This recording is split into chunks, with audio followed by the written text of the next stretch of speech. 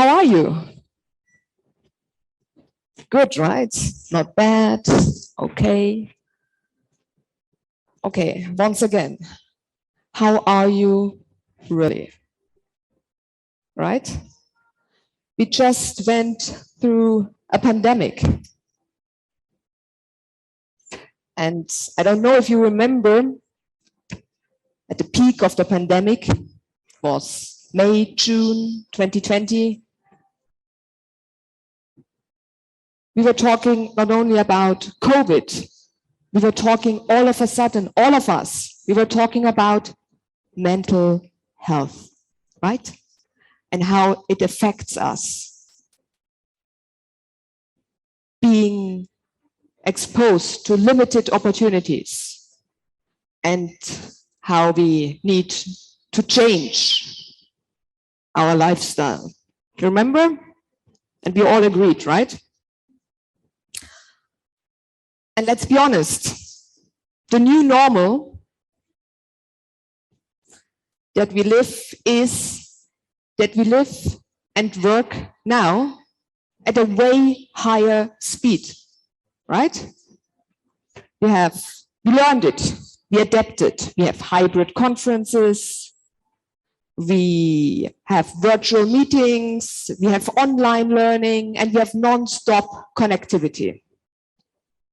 So, and now let's add to this juggling care and daily life, the balancing act of the rare disease community. And that's what I want to discuss with you, to see how families are coping with all those exposures and stressors. Yeah. Okay, thank you. So why I'm here? I'm not a clinician.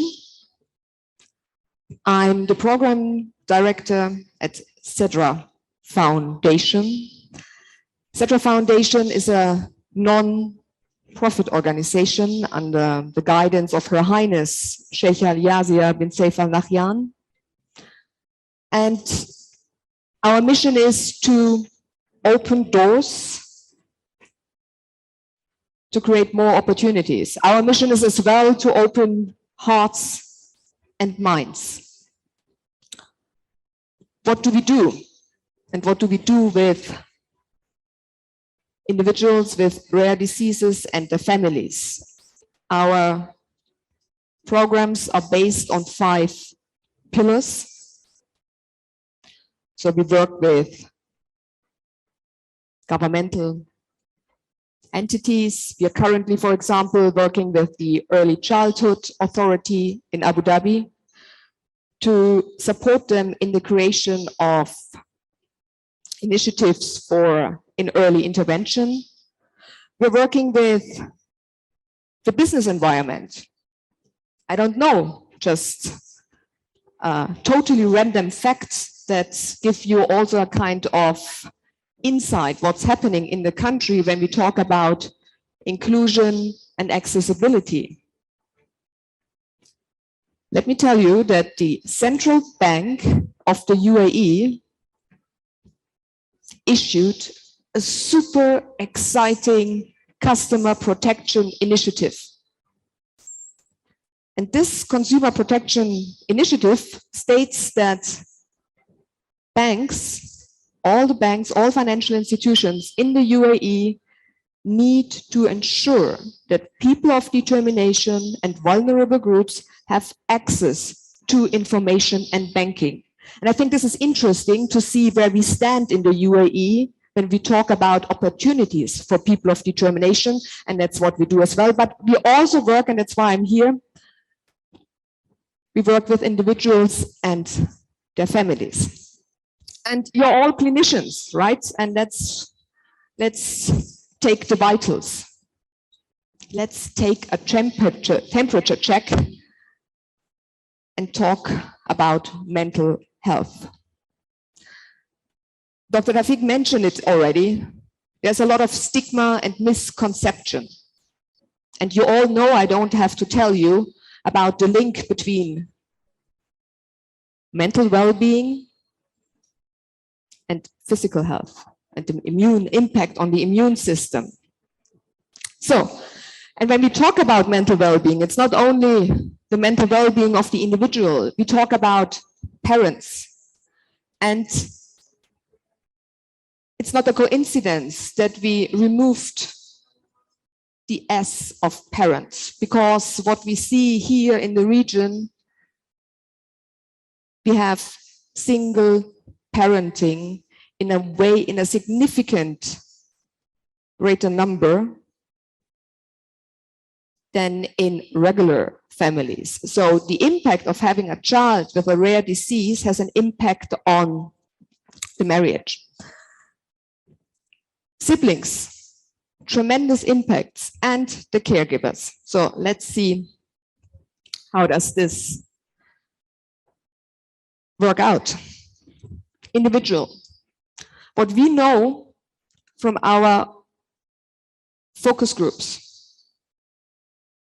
loneliness.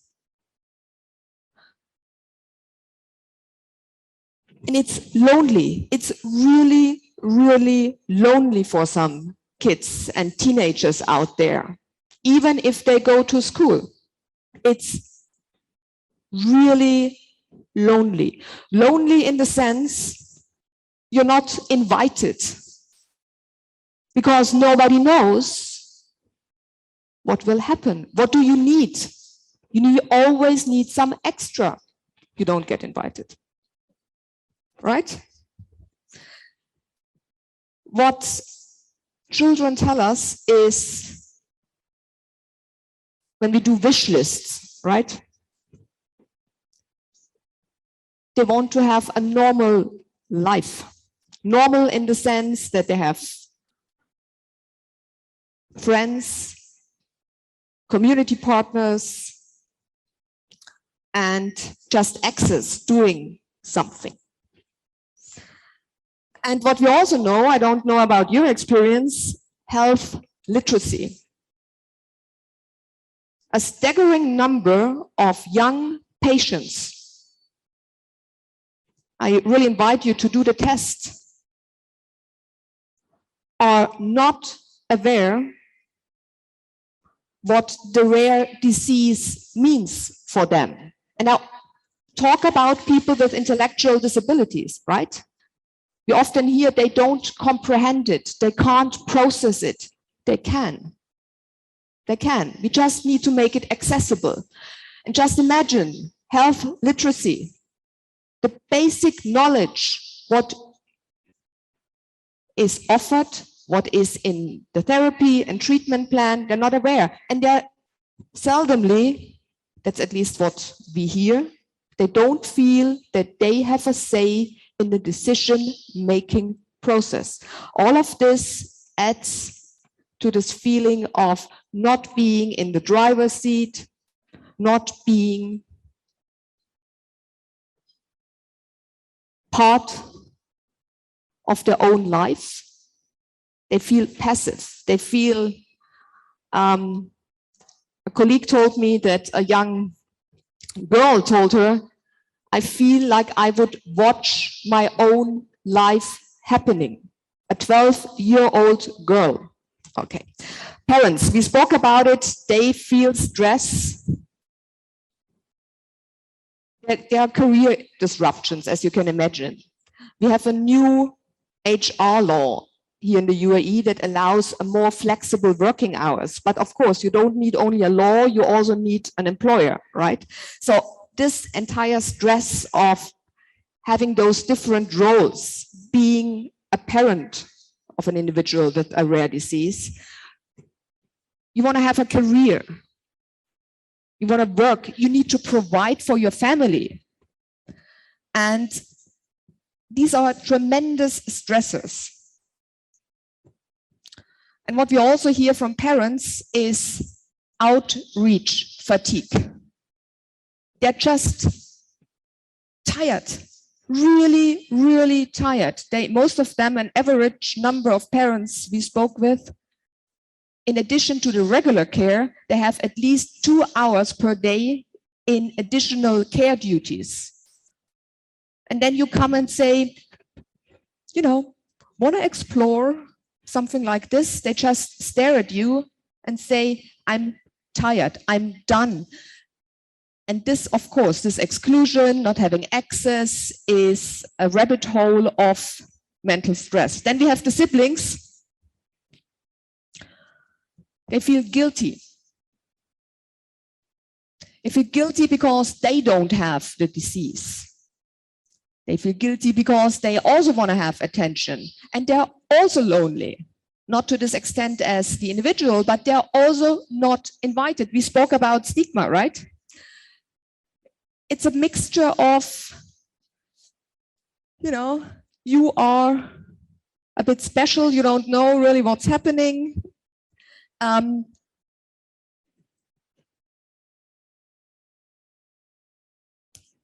next time.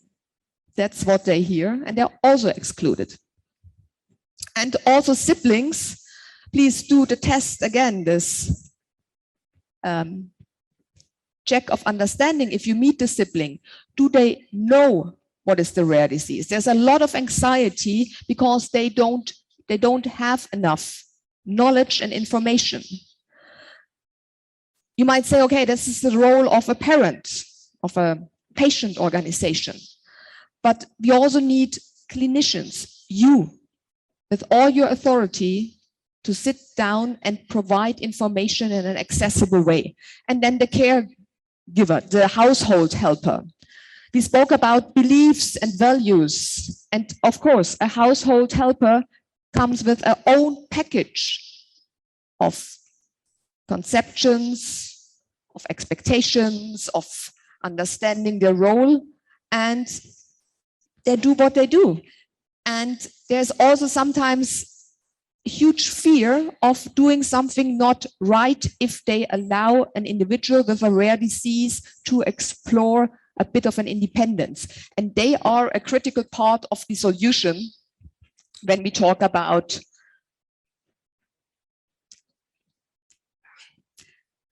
going through this mental health dilemma that we have. I'll tell you why it's a dilemma in a bit. They need to be part of this ecosystem they provide for an individual. And this is there's an interdependence, right? So we need to assure that everyone here has access to information, has a clear understanding what's going on and what are the next steps. So what could you do? We call it case. You are, in a very practical sense, the primary investigator of the mental health of your patients. You have the authority to address mental health. I don't know about your experience, but what we hear, it takes many sessions until we hear from parents, I can't do it anymore. I need a break. I don't know what's next. And they feel they don't have a right to complain. They don't have a right to say how they feel. And this bottling up has an effect on their mental health. So if you come in and consider mental health as a topic in your interactions with your patients, if you ask the right questions, what challenges are you facing right now? Does this treatment, the new therapy, the new medication affect your working schedule? Does it affect the siblings because we have more treatments? You know, all such questions. It doesn't have to take long, but just initiating this discussion would help tremendously. Just ensure that mental health and well-being is a legit topic.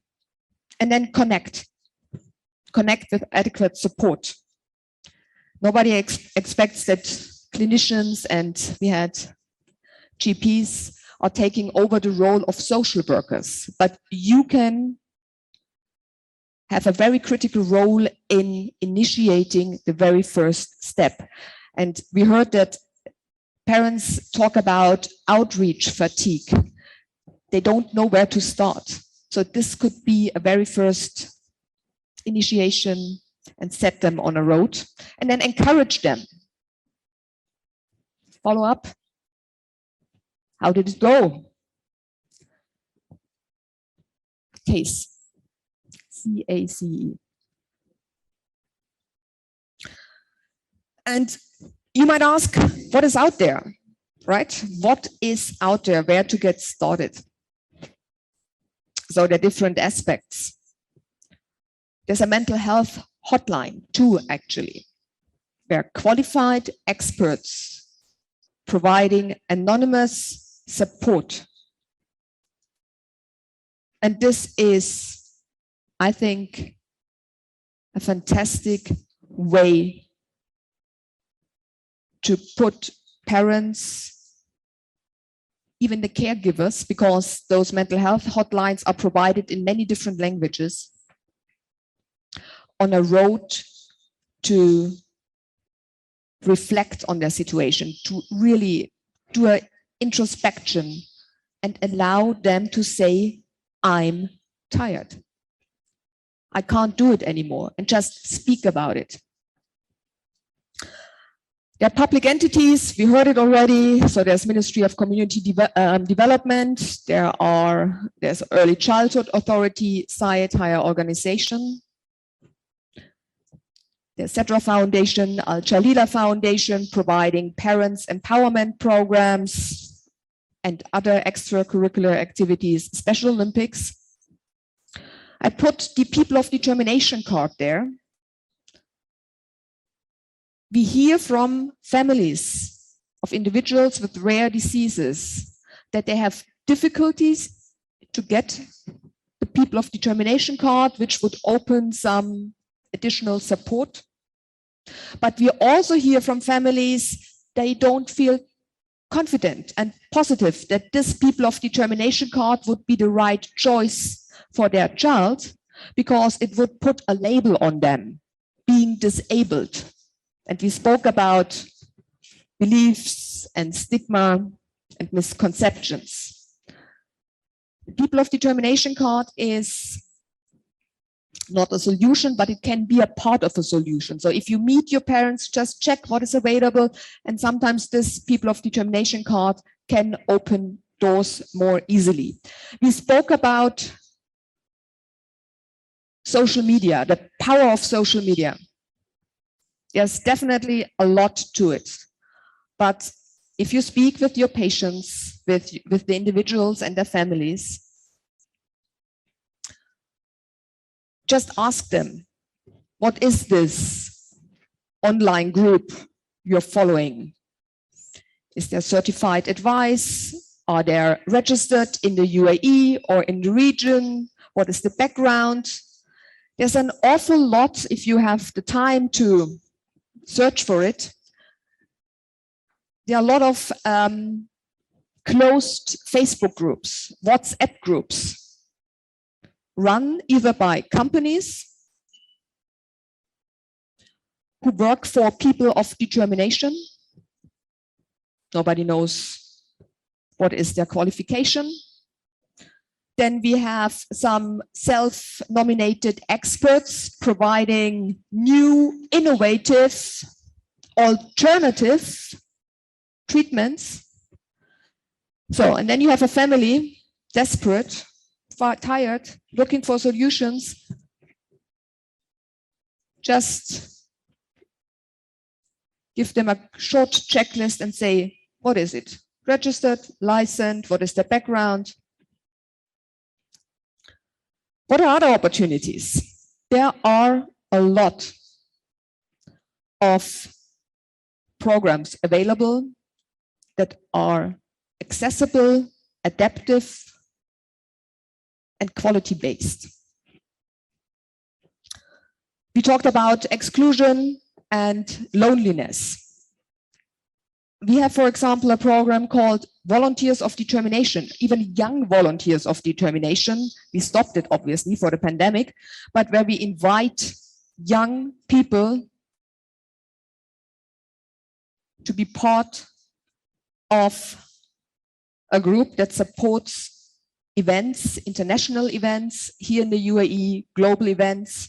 And that's a great way to get out and about, to have this connection with others and to have the support that is needed so they can really participate. This is for people with intellectual disability, people with various support needs. These are just to give you an idea, because you often hear from parents, there's nothing out there for our kids. I agree. There's no program out there that says, this is the program especially designed for you and your family. That's true. But there are a lot of programs out there that work well for those individuals because they're adaptive, flexible, accessible, provided in various languages, and quality-based. And the best thing, because there's often a disconnect between parents and the individuals, they are often case managers and they don't have a lot of quality time together. So these programs are explicitly, like the cooking club, an opportunity to meet families online and really cook together. You might say that's okay.